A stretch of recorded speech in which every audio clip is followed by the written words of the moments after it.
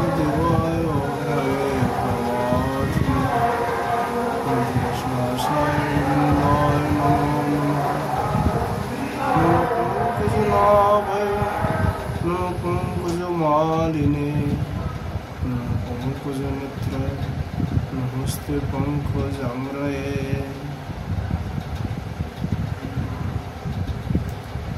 আজ আমরা শ্রীমদ্ ভাগবতের দশম স্কন্ধ থেকে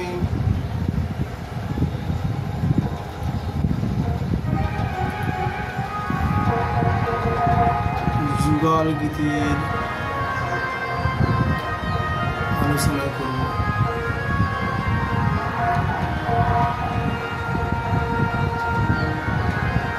শ্রী সুখদেব বললেন, গোপ কৃষ্ণ বরং যাতে তমনুদূত চিতস কৃষ্ণ লীলা প্রবয়ন্ত নিম্ন দুঃখেন বাসরান। শ্রী সুখদেব গোস্বামী বললেন, পরীক্ষিত, ভগবান শ্রীকৃষ্ণ বোধন চরণের জন্য দিনের বেলায় বনে চলে গেলে গোপীদের চিত্ত তারই সঙ্গে চলে যেত। তাদের মানস লোকে শ্রীকৃষ্ণ বিরাজ করতেন। তাদের বাণী কৃষ্ণলীলা গান করতে থাকত। এইভাবে তারা অত্যন্ত কষ্টে ক্রমে দিনের সময়টি অতিবাহিত করতেন। গোপীরা বললেন, বাম বাহু কৃত বাম কপল বন্দিত ভুরো ধার পীড়িত বেন কমলাঙ্গ লেভিরাশ্রিত মার্গম গোপৈরতি যত্র মুকুন্দ।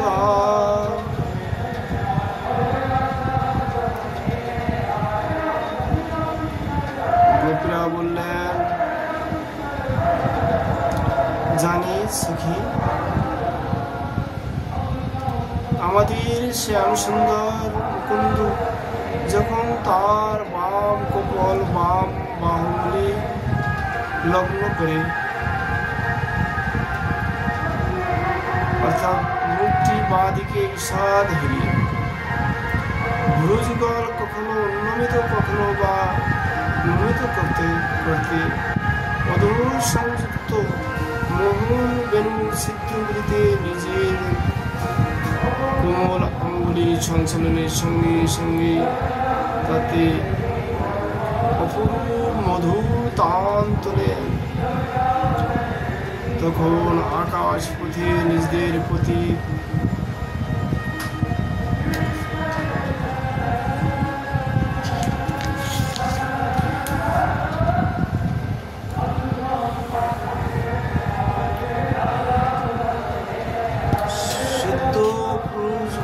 সঙ্গে আগত দিব্য অভিমানী সিদ্ধ পত্নীরা সেই সঙ্গীত শুনে বিস্ময়কর হয়ে ওঠে।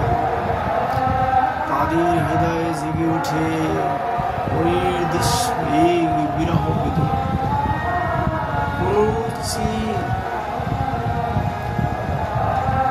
আসন্নকে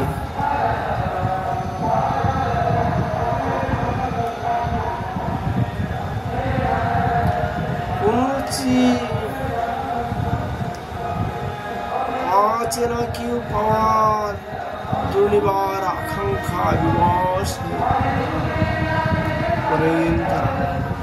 পতিগণ সঙ্গে থাকা সত্ত্বেও এই অকারণ চিত্ত বৈকল্যে তারা প্রথমত লজ্জা পান, কিন্তু ক্রমশ তাদের বাহ্য চেতনা বিলুপ্ত হয়ে আসে। নিবন্ধন থেকে পরিধান বস্ত্র আস্কৃত হয়ে গেলেও তারা জানতে পারেন না।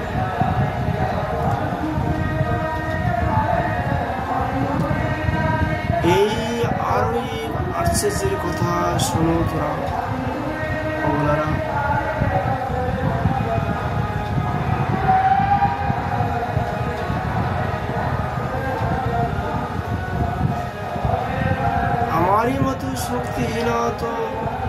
তোরাও ইচ্ছা হলেও দিনের বেলায় তার কাছে চলে যাওয়ার ক্ষমতা নেই যে আমাদের, যার হাসির ছটায় মুক্ত হারের মতো অমল কিরণ বিকরণ করে বক্ষের মণিহারে প্রতিবিম্বিত হয়।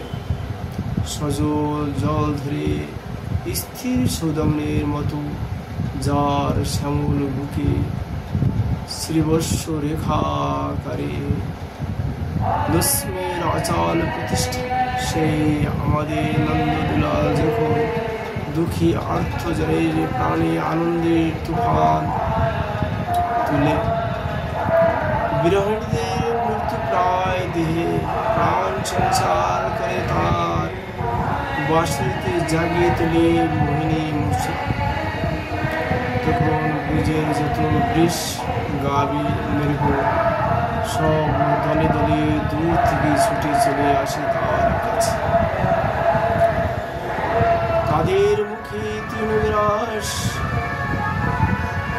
দাঁতি ধারা থাকে, আত্মসর্বিত অবস্থায় তাদের কান নিশ্চলভাবে খাড়া হয়ে থাকে।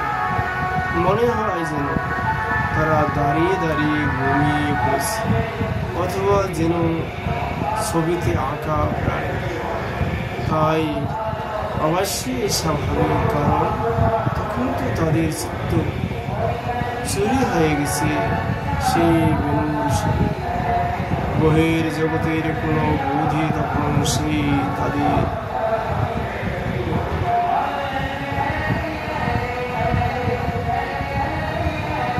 তার বেশ কেমন জানিস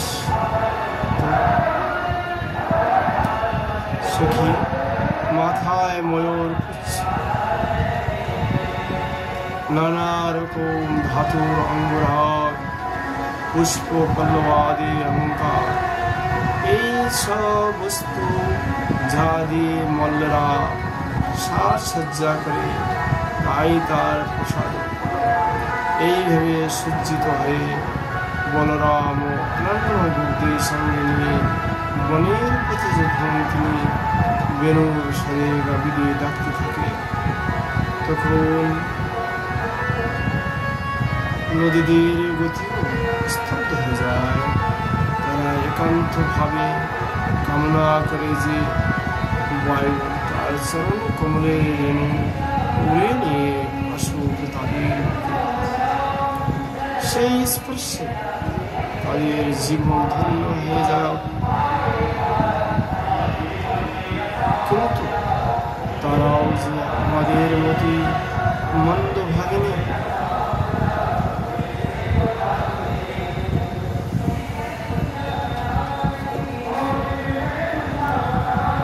এইরকম অল্প পুণ্যশালিনী সেই পদধূলি লাভের আশা তাদের পূর্ণ হয় না। শুধু তার কণ্ঠে বেষ্টনের আকাঙ্ক্ষায় ব্যগ্র ব্যাকুল আমাদের ভূ যুগলের মতোই তাদের তরঙ্গ বাহু কম্পিত হয়, প্রেম হয়ে জল হয়ে থাকে স্থির স্থামিত। যেমন আমরা চোখের জল চোখে ধরে রাখি, সংসারের সামনে তা ঝরে পড়তে দেয় না। বৃন্দাবন সারি গোবিন্দ চলেন, সঙ্গে চলে তার অনুসার। গো বালকের দল গান করতে থাকে তার অনন্ত বীর্য মহিমা। ঠিক যেমন চিত্ত শক্তি নিত্য শ্রী সম্পন্ন আদি পুরুষ ভগবান নারায়ণের অসীম বিভূতি বৈভাবে স্তুতি করতে করতে তার অনুগমন করছে। দেবতা বৃন্দ কে বলবো শিখিরা, তিনি যখন বাঁশি সুরে নাম ধরে ডাকতে থাকে গিরিরাজ গোবর্ধনের সানদেশে বিচারণশীল ধনুর পালকে, তখন বনের যত তরুলতা আনন্দে প্রেমে শিহরে উঠে। পুষ্পের ফলে পরিপূর্ণ তাদের ভরা ক্রান্ত শাখাগুলি অবনত করে যেন প্রণাম জানাতে থাকে, তাদের মধ্যে ভগবান শ্রীকৃষ্ণের যে ব্যক্তি স্থিত খাদ্য তারা বর্ষণ করে মধুর। আমাদের সকলের নয়ন আনন্দ জগৎ সংসারের সকল দর্শনের মধ্যে সর্বোত্তম শ্যামল সুন্দরের তুলনা তিনি নিজে। তার শ্রী বিগ্রহের একটি অঙ্গের বা পতঙ্গের এমনকি তার শরীর মণ্ডলকলার অংশ বিশেষের প্রতি দৃষ্টি নিবদ্ধ করে জন্ম জন্মান্তর কাটিয়ে দেওয়া যায় নাকি বলো তোরা? আমার তো মনে হয় শুধু তার ললাট তিলকটি উজ্জ্বল রেখার মানসপটে অঙ্কিত করে তাতে নিবিষ্ট নেত্র হয়ে অনন্তকাল মগ্ন থাকা যায়। আর দেখছিস তোরা তার গলার বনমালায় গাথা তুলসী দল এবং অন্যান্য ফুলের এমন অপূর্ব দিব্য গন্ধ এবং মধুর সমারোহ যে তার আকর্ষণে মত্ত হয়ে ভ্রমরের দল সেই মালার সান্নিধ্য ছেড়ে যেতে চায় না। তাদের জীবন রঞ্জন উজ্জ্বল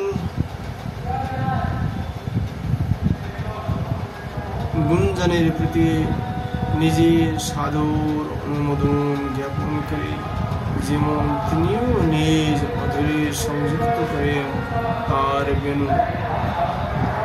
আর আহা কি বলবো সখীরা, তখন সেই মোহন সঙ্গী সরোবরের সরস হাংস প্রকৃতি যত জলচর পাখিদেরও এমনভাবে হৃদয় হরণ করে যে তারা বিবশ হয়ে সেই বংশীধারীর কাছে এসে উপস্থিত হয়।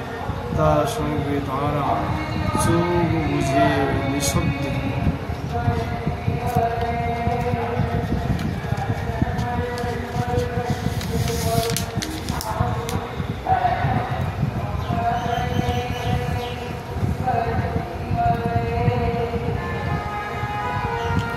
একাগ্রচিত্ত বসে থাকে, যেন দেখি মনে হয় বিহঙ্গম বৃত্তিরূপ ব্রতধারী যোগী ঋষিরা শ্রীহরির উপাসনায় রাত। সখী ব্রজদেবীরা জগতের আনন্দ বিধানে তার কাজ তিনি শ্যাম যে আনন্দ স্বরূপ, সেই জন্যই বুঝি তিনি গোবর্ধন পর্বতের সানদেশে একাগ্রে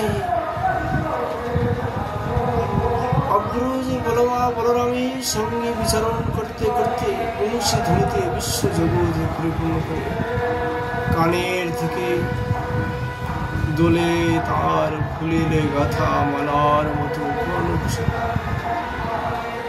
মধুর মুখের সময় আরো একটি বিচিত্র যোগ করে। আর সে কি বাঁশি বাজান নাকি আনন্দ,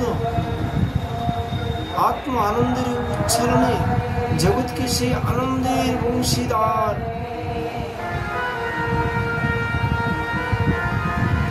করার জন্য বেনু রবির মাধ্যমে আনন্দ আশ্লেষে আবদ্ধ। আকাশে যেন মেঘ ভেসে যায়, সেও তখন মহাপুরুষকে অতিক্রম করার দোষ হতে পারে এই আশঙ্কায় তাকে লঙ্ঘন করে চলে যায় না।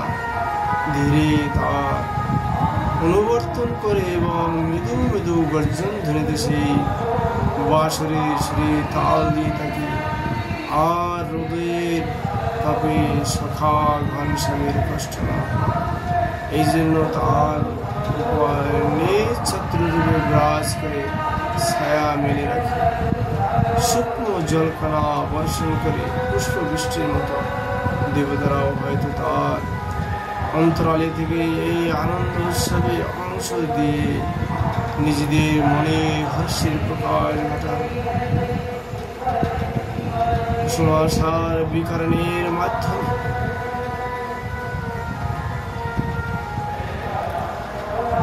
সতী শিরোমণি মা যশোদা গো বালকেরাও যত রকম খেলা করে, তোমার পুত্র তো শেষ, সবেতেই দক্ষ, বলতে গেলে সবার সেরা, কিন্তু তার বাঁশরি বাজানো যে কি এক আশ্চর্য ব্যাপার, তা ভাবলেও অবাক হতে হয়। এ বিষয়ে তো তার কোনো উপদেষ্টা বা গুরু আছেন বলে জানা নেই। যা শিখেছেন নিজে নিজেই শিখেছেন। তবু যখন তিনি তার বিম্বতুল্য রক্তে মধুরে বেনুটি স্থাপন করে ত্রিসত্যকে সকল স্বরে অবলীলাক্রমে বিচারণ করেন, উদ্ভাবন করেন, কত বিচিত্র সূক্ষ্ম সৌন্দর্যময় সুরের কারুকাজ, তখন সেই অলৌকিক সঙ্গীত শ্রবণ করে ব্রহ্মা শিবেন্দ্র প্রমুখ সুর শ্রেষ্ঠগণ মোহিত হয়ে যান। তারা তো সঙ্গীত শাস্ত্রে তত্ত্বজ্ঞ মহাজ্ঞানী কবি, তারাও তবু তোমার দুলারের শ্রেষ্ঠ সুরমাধুরীর কোনো দিশা করতে পারেন না। সঙ্গীত ব্যাকরণ নির্দিষ্ট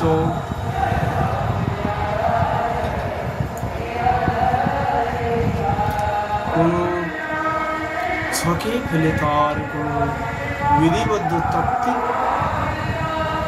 রূপ স্থির করতে অপরাম ক্রমশ বিচার বুদ্ধি হারিয়ে ফেলেন, সেই গীত রসে ডুবে যেতে থাকে। তাদের মস্তক সব গ্রীবাদেশ অবনত হয়, চিত্ত অবনত হয়, ধীরে ধীরে তন্ময় হয়ে যান তারা। বিচার বিশ্লেষণের পথে তত্ত্ব অনুসন্ধানের চেষ্টায় বিরত হয়ে সুর ও ব্রহ্মের আস্বাদনের সমবেত হয়ে যান। ব্রজভূমির উপর দিয়ে অসংখ্য পশু নিত্য নিরন্তর গমনাগমন করে, তাদের ক্ষয়ের আঘাতে তার বুকে যে ব্যথা বাজে তা প্রশমনের জন্য তিনি তার ধ্বজ বজ্র পদ্ম অঙ্কুশ প্রভৃতি বিচিত্র সন্ধ্যার চিহ্ন ভূষিত হয়ে নিজের কোমল পদপদ্মে স্পর্শ রাখেন, বিচারণ করেন ধীর ললিত গতিতে গজরাজের মতো। আর সেই সঙ্গে বাঁশি বুকে জাগিয়ে তোলেন করুণ মধুর তাল। তখন সেই ধ্বনি শুনে, সেই গমন ভঙ্গি দেখি আর আমাদের প্রতি তার বিলাসপূর্ণ দৃষ্টিপাত, আমাদের চিত্তে জেগে ওঠে প্রেমের প্রবল আবির। তখন এক বিচিত্র অবস্থায় হয় আমাদের বুকের ভিতরে তুফান, অথচ বাইরে শরীরে যেন স্থির হয়ে যায়, হাত পা নাড়াও ক্ষমতা থাকে না, একেবারে বৃক্ষের মতো জড়তা প্রাপ্ত হই আমরা।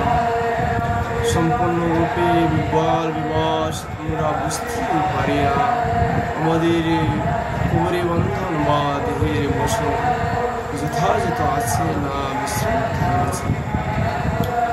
গোবিন্দের গণনার সুবিধার জন্য তার কাছে থেকে মনের মালা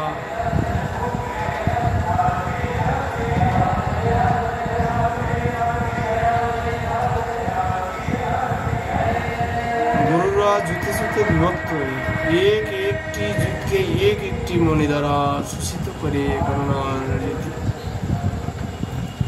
আর তাছাড়া তার গলার সর্বদাই তুলসীর মালা তো থাকি, কারণ তুলসীর গন্ধ তার বিশেষ প্রিয়। তিনি সেই মণিমালার সাহায্যে গো গণনা করতে প্রবৃত্ত হয়ে হয়তো কখনো পার্শ্ববর্তী কোনো প্রিয় শাখার কাঁধে একটি বাহু রেখে নিজের মনে গাইতে থাকেন। তখন কৃষ্ণ সার মৃগের গৃহিণী মৃগেরা সেই বাঁশি থেকে উচ্চারিত অলৌকিক সুরের টানে হারিয়ে ফেলে নিজেদের চিত্ত, সব কিছুই ভুলে সব কিছু ছেড়ে তার চরণ প্রান্তে এসে উপস্থিত হয়। আর এই আমাদের বকুলের মতোই গুণার্ণব সে মনোহর প্রিয়তমের জন্য চিরকালের মতো ঘরের আশা, সংসারের সুখের আশা সমস্ত পরিত্যাগ করে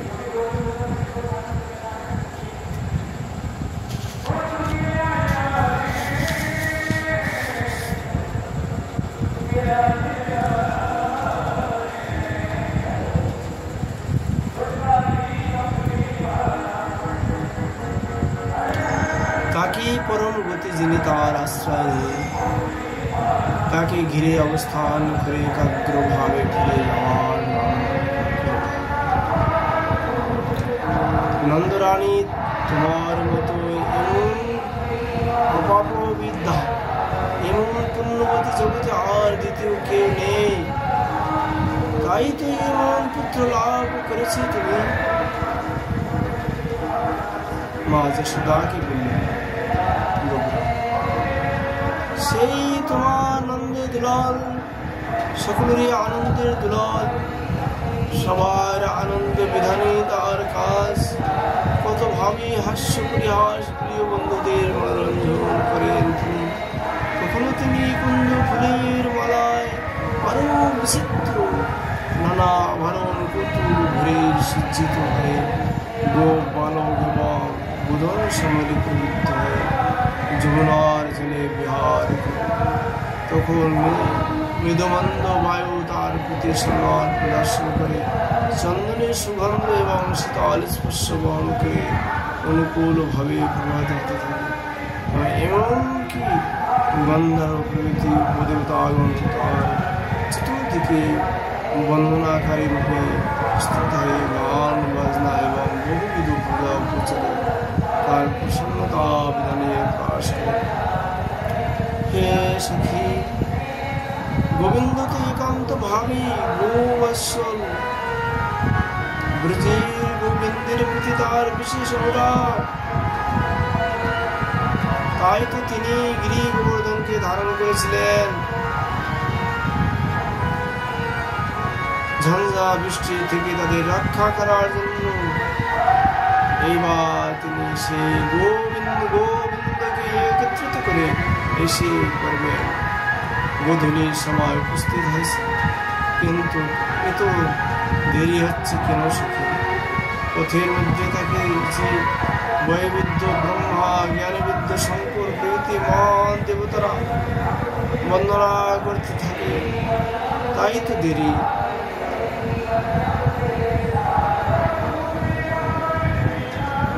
এইবারে তিনি গোধনের পিছনে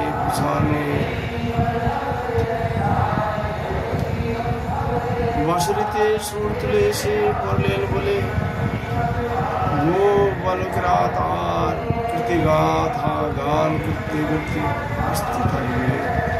এই যে দেখো তিনি আসছেন, গরু ঘুরে দুলে তার গলার বনমালা অক্ষুণ্ণ হয়ে গেছে। সারাদিন বনে বনে ঘুরে শ্রান্ত তিনি, তবু সেই শ্রাম ক্লান্ত রূপটি আমাদের নয়নের কি সুখী লাভ দিয়েছে তিনি। চোখ জড়িয়ে যাচ্ছে আমাদের দেবকীর যশোদার জঠরের সমুদ্র জাত এই কৃষ্ণচন্দ্রমা জগৎ জনে আনন্দ, বিশেষত আমাদের প্রেমের ভক্ত সেদিগণের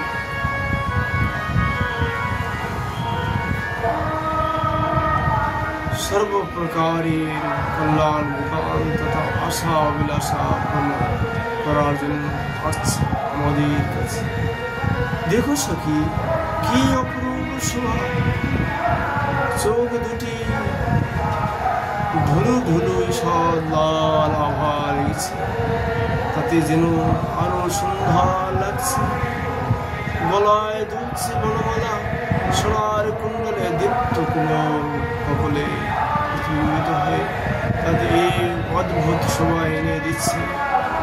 পক্ষ ভদ্রফলে প্রতিকান্তি বিস্তীর্ণ হয়েছে আর সর্বাঙ্গ দিয়ে বিশেষত মুখ কমল থেকে ঝরে পড়ছেন প্রসন্নতা। ওই যে তিনি তার শাখা গোপ বালকদের বিদায় জানাচ্ছে যথোচিত সম্মানের সঙ্গে। দেখো সখেরা, দেখো সবাই, ব্রজের ভূষণ যদুপতি শ্রীকৃষ্ণ গজরাজের মতো অভিজাত গতিতে আসছেন, এই ব্রজে আসছেন আমাদের দিকে। ব্রজে আবদ্ধ গোধন সময়ের মতো আমাদের সারা দিনের দীর্ঘ আসনে বিরহতা মোচন করার জন্য সন্ধ্যা মুখোদ্যত পূর্ণচন্দ্র সদৃশ আমাদের হৃদয়ে ভগবান শ্রীকৃষ্ণ সে করেছে।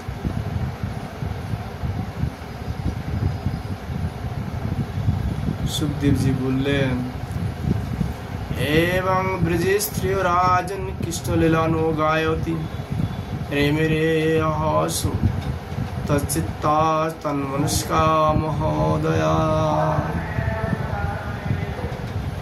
सुखदेव जी बोलें, परीक्षित মহাভাগ্যবতী সেই ব্রজ সুন্দরীরা এইভাবে কৃষ্ণলীলা কথা গান করে দিন যাপন করতেন। তাদের মন, তাদের চিত্ত শ্রীকৃষ্ণে লীন থাকত। তারা কৃষ্ণময় জীবনী হয়ে গিয়েছিলেন। সুতরাং এই বিরহের ফলে তারা সর্বদা মনোলোকে চেতনায় তথা বাক্যে শ্রীহরির সঙ্গীত করতে থাকতেন। তাহারই গুণগান, তাতে তারা আনন্দ রসে আস্বাদন পেতেন। দুঃখ সুখের পারে উত্তীর্ণ হয়ে যেতেন।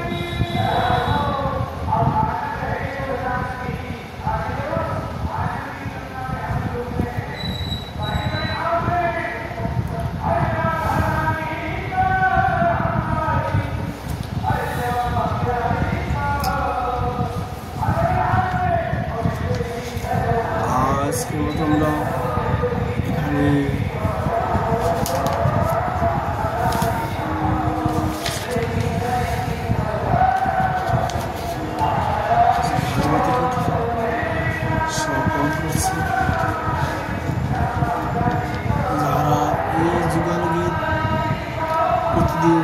শ্রবণ করবেন অথবা কীর্তন করবেন, তারা অবশ্যই রাধা মাধবীর চরণ প্রাপ্ত হবে। এই জন্য প্রতিদিন যে যেখানে বসে শুনছেন তারা এই প্রতি শ্রবণ করার চেষ্টা করবেন এবং কীর্তন করার চেষ্টা করবেন। রাধা মাধবীর কৃপা হবে সকলের উপর। এখানে আমরা শ্রীমদ্ ভাগবতের যুগল গীত আজকের মতো বিশ্রাম করছি।